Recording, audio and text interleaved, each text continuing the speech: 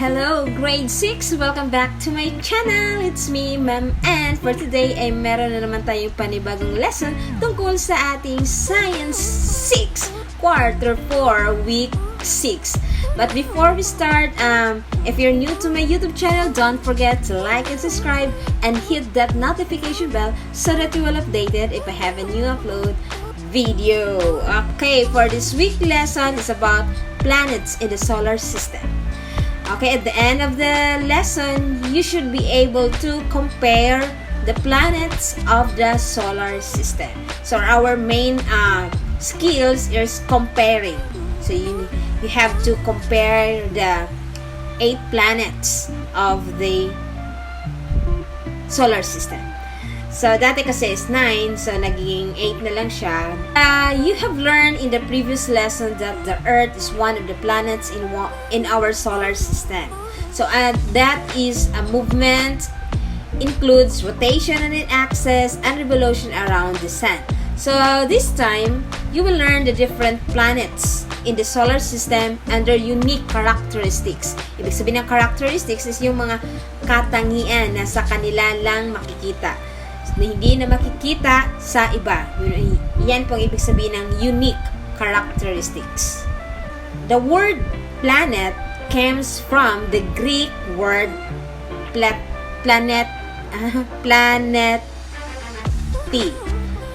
planeti. So, which means wandering. So, naglalakbay. Planets are called such because they are always moving. Gumagalaw siya sa sarili niyang orbit. So, at present, there are 8 planets in the solar system. Pero nung sa kapanahunan ko, sa high school pa, elementary and high school pa ako, is 9 sila. So, now, sa millennials na, sa century, nagiging 8 planets na lang sila. So, all these planets move constantly around the Sun. So, all of the planets in the solar system ay umiikot talaga sila sa sun natin. Nagre-revolve sila. So, at the different rates of speed. So, may kanya-kanya silang revolution.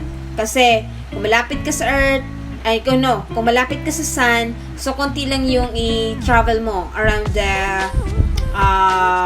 Sun.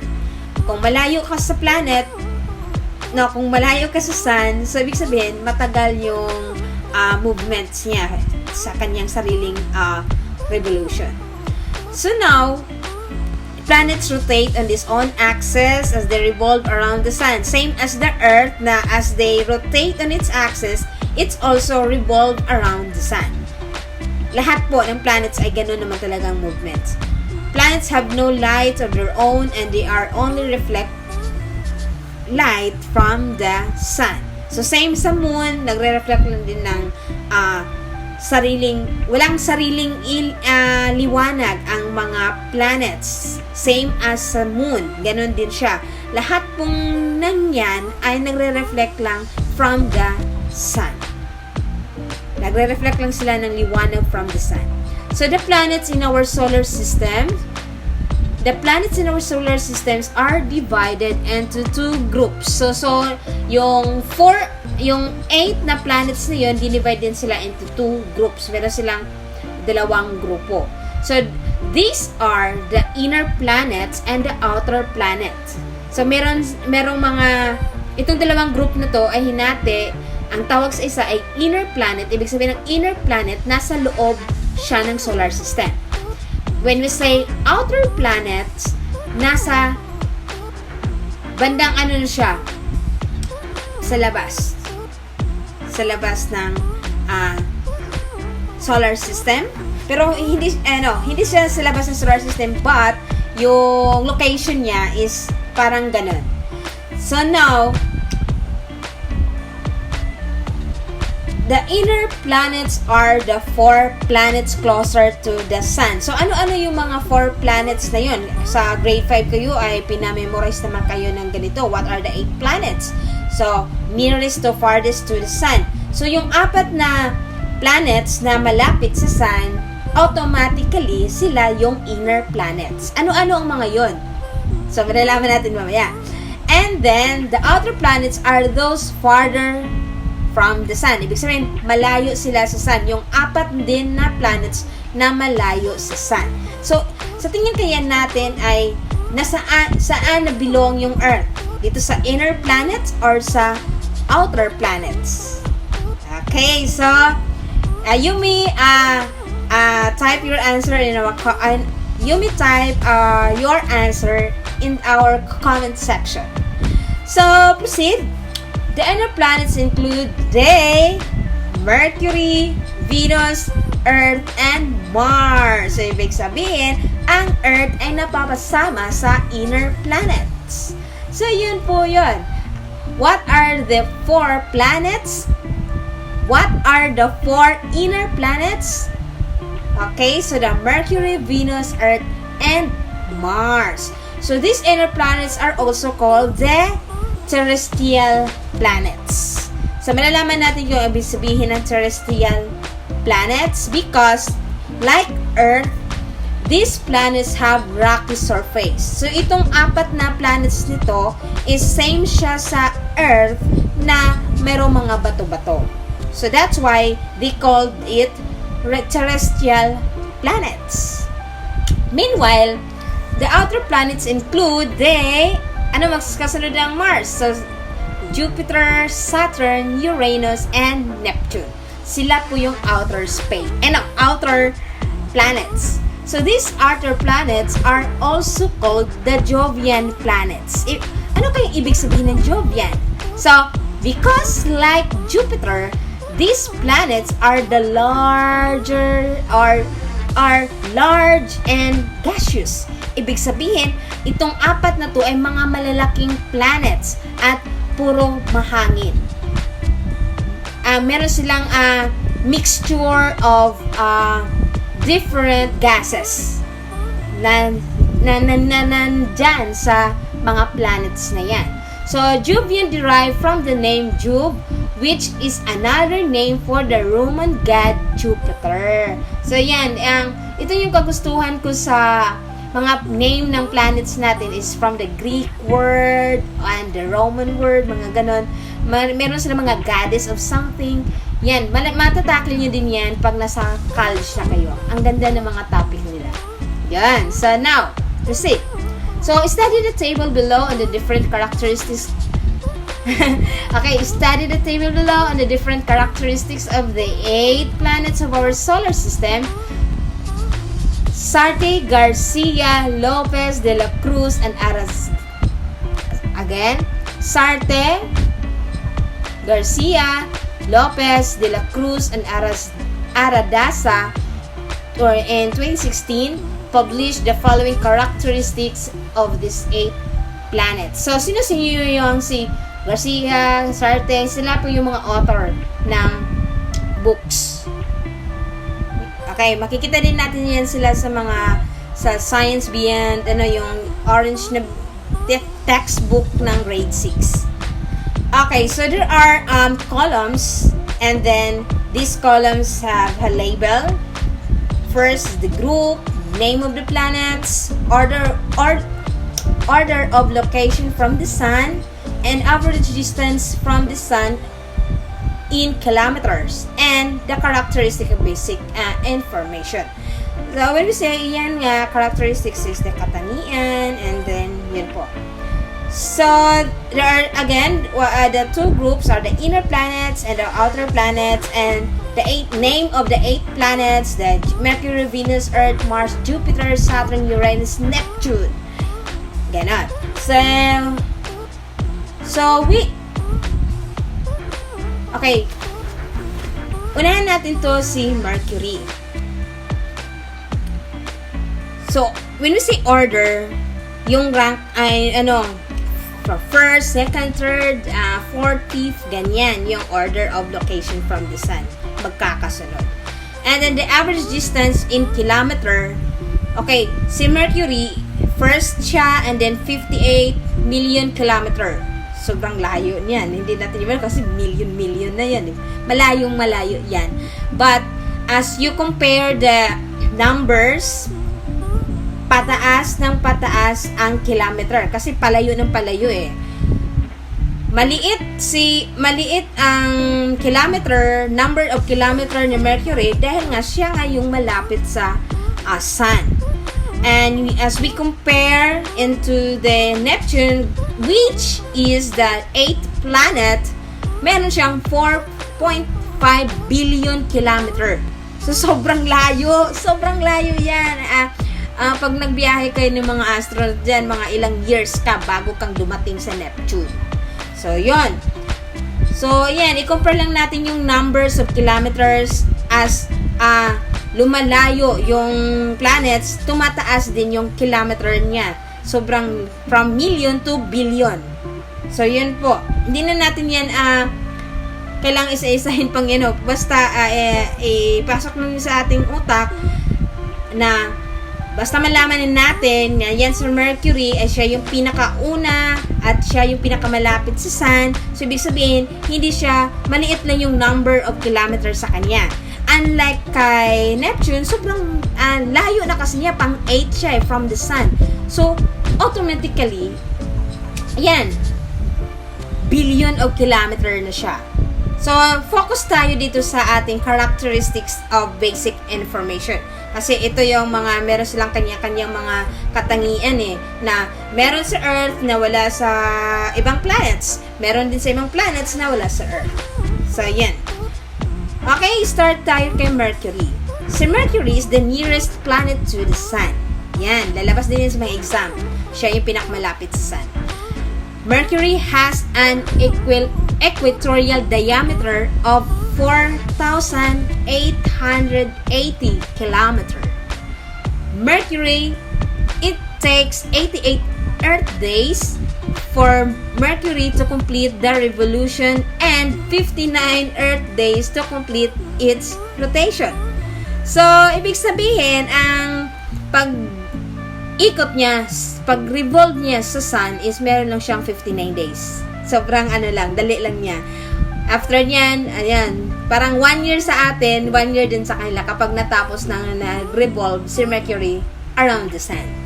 Ayan. So, Mercury has a very thin atmosphere and has no surface temperature of up to 430 degrees Celsius during daytime and negative 180 degrees Celsius during night time.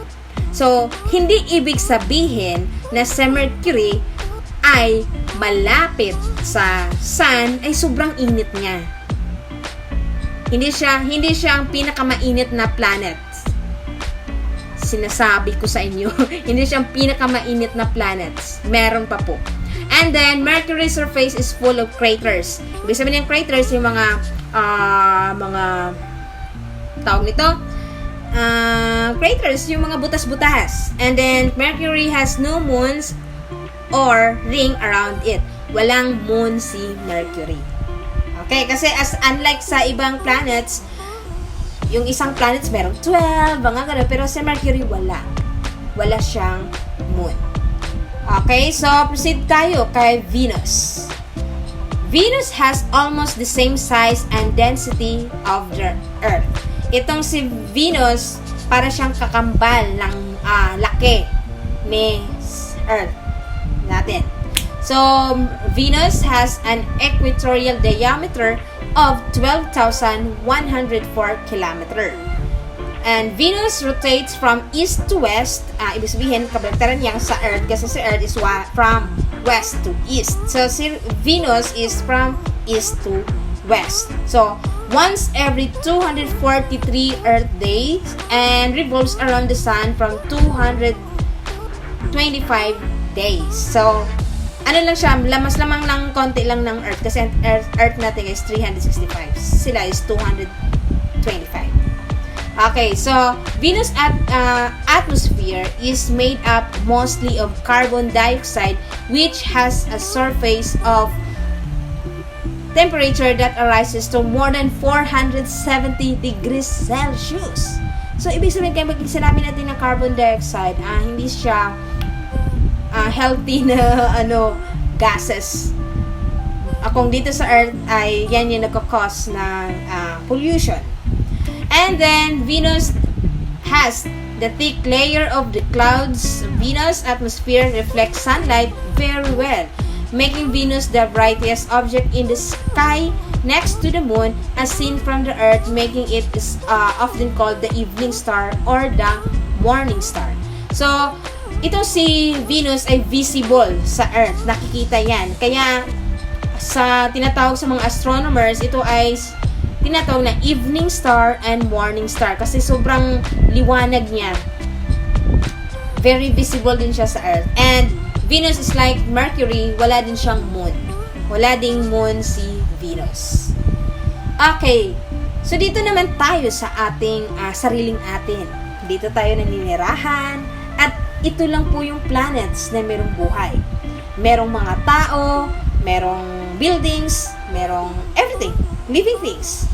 So now the characteristics of Earth the only planet in the solar system that can sustain life. Merong siyang buhay, makakabuhay, lahat ng mga buhay-buhay sa Earth lang. So the Earth has an equatorial diameter of 12,750 km and also called as the blue planet because bakit blue? Nakikita na natin yun sa mga solar system na mga model and sa globe. Bakit blue? That's because it looks blue as seen from the outer space and also it takes 365 and 1/4 days to complete its revolution and 24 hours to complete its rotation. So, hindi ko na yan kasi natapos na natin yan last week. And atmosphere is made up of 70% nitrogen gas and 21% oxygen with traces of the argon, carbon dioxide, and water. So that's why the Earth makakasustain talaga siya ng buhay kasi yung gases niya is mix. Merong nitrogen, merong oxygen, merong argon, merong carbon dioxide, and also the most important is the water. Earth average surface temperature is 15 degrees Celsius, wherein 1/3 of the Earth's surface is land while 2/3 is water. Ibig sabihin, 1/3 ng Earth natin ay lupa. So, most of the is the dagat or water. 2/3. So, malawak, malaki, konti lang yung lupa sa Earth. And land part is divided into continents with various landforms like mountains and hills, while water part consists body of water like ocean and rivers, and has only one moon that revolves around the Earth within 27.3 days. So, umiikot din si Moon. Same sa Earth. Umiikot siya sa Sun. Next, Mars. Mars called the red planet because of the presence of iron on its surface that looks red.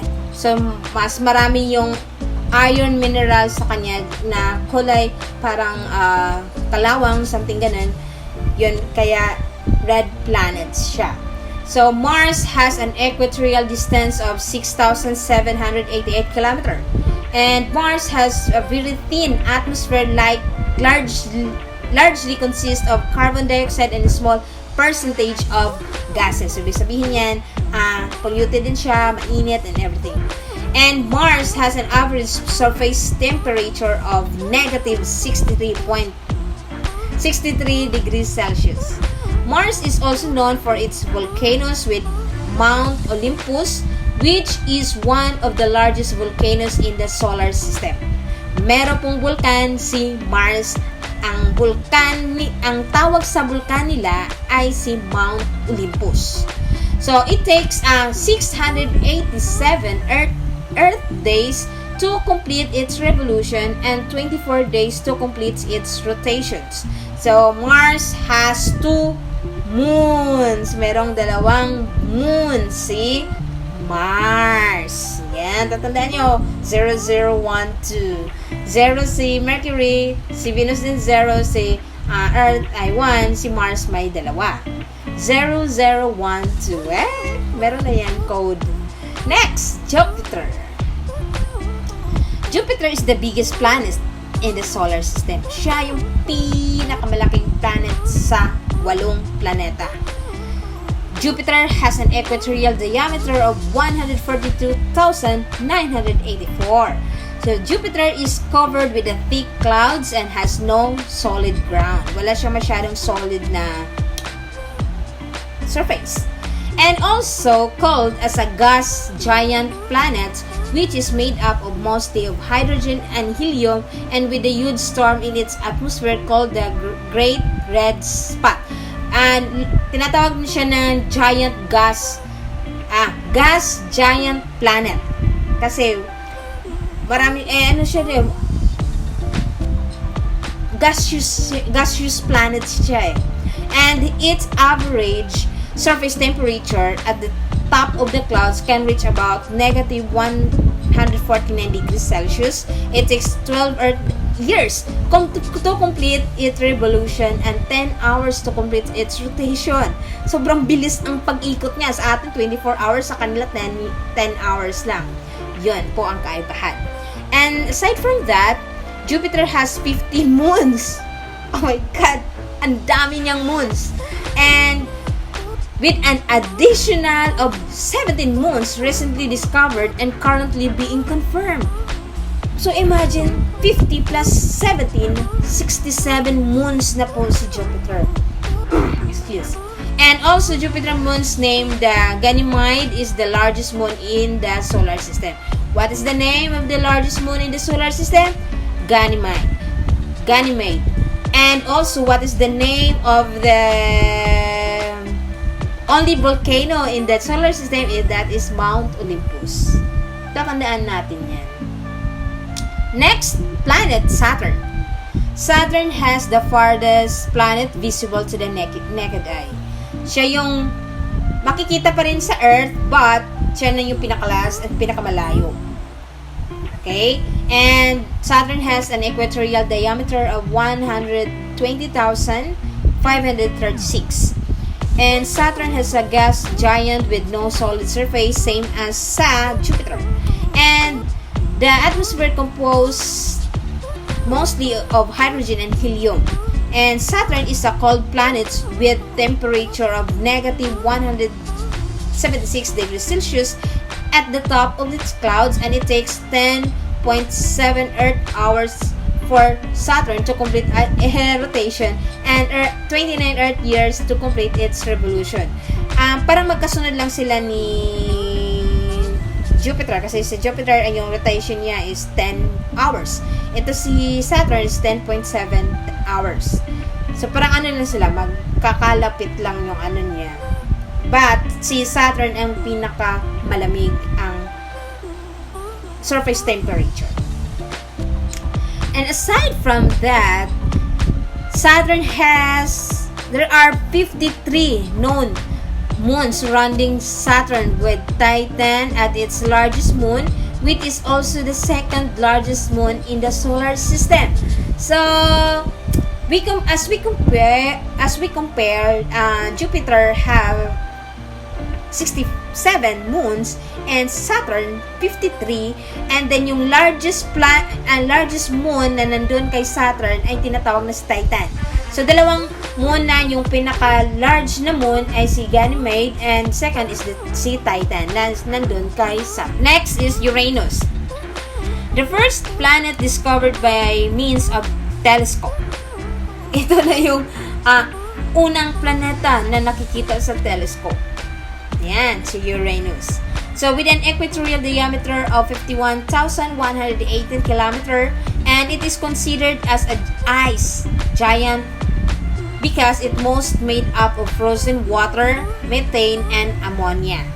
So, si Saturn kanina is malamig ang kaniyang surface, at ito naman si Uranus ay tinatawag na ito na ice giant kasi nag-yellow siya doon, parang puro siya Antarctica doon.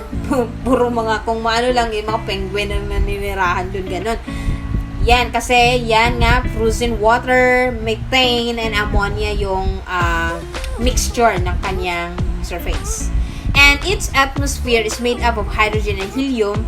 And Jupiter has an average surface temperature that can reach negative, I think wrong yung Jupiter, Uranus yan, and negative 215 degrees Celsius, and it takes 17 hours to complete its rotation and 84 Earth years complete the rotation. So sobrang tagal lang nilang mag 1 year, ganun. Planet that has 11 and rings around the Earth also has 27 moons with Titania as the largest moon. Ayan, si Uranus, meron din siyang 11 rings and 27 moons. Ang pinakamalaking moon ay tinatawag sa kanila ay si Titania. Ganda ng pangalan, no? So the last planet, which is the 8th planet, Neptune. So the first planet to be discovered using mathematical calculation before being confirmed by a telescope. Oh my God. Sagad lang. Oh my God. Ginagamitan ko siya ng math bago ma-discover. And then Neptune and Uranus as also the twin planets because they have about the same size and mass. Sila yung also na tinatawag din na kambal na planeta kasi pareho lang yung size nila. And Neptune has an equatorial diameter is 49,532 kilometers. It has no solid surface and it's a gas giant with a surface temperature of negative 214 degrees Celsius, and Neptune's rotation lasts about 16 hours and one revolution around the Sun is the 165 Earth days. And Neptune has 6 dark rings made up of very fine particles, meron siyang rings, and it has 13 moons, and the largest of which is a Triton. Ang ganda ng mga pangalan ng moon, no? So, meron din siyang 13 moons. Okay, sana ay meron kayong nagagets dyan. But if you want this soft copy, you may check out our description box and you may download that.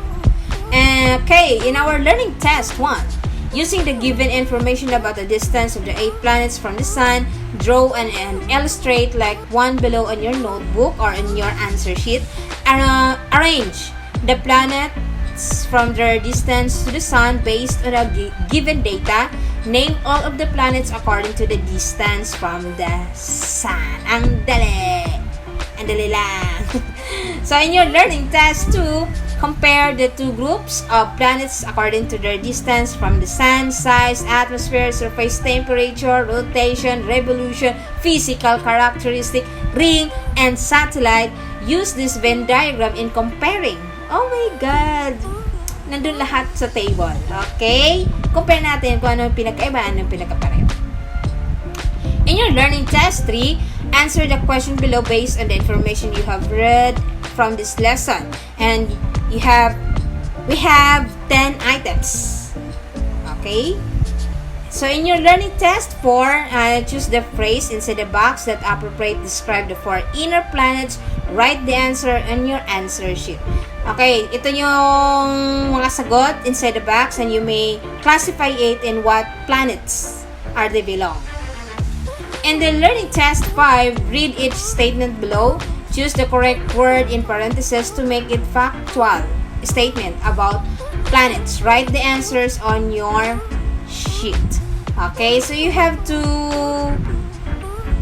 underline na lang the correct statement in the situation. So, to sum up, the planets differ in many characteristics such as average temperature, the distance from the Sun. They also differ in sizes, mass, rate of rotation, and revolution, and the number of rings and moons. So, magkakaiba talaga sila. Although, merong magkatulad, but rare lang. Super rare lang siya nangyayari. Okay, let's proceed. In our learning task 6, answer this. There are 2 questions. And in our learning task 7, let us do this. Make a promotional brochure. Oh my God! professional brochure for a planet except Earth. Include relevant information like its features, characteristics, and the recent discoveries. Then list the features and then pretend that you are encouraging people to visit the planet. Oh my God! Kaya nyo yan? And so, in our assessment direction, give the correct answer in the following statement or question. Write your answer on your answer sheet. And there are 5 questions, then another direction. Write through if the statement is correct and false. If not, write your answer in your answer sheet. And there are 5 questions also to be answered. So I think that's all for today. And thank you for listening. If you need the soft copy, please check again in our description box and also the key answer of our assessment. So, mga piling learning task lang ang meron tayong key answer.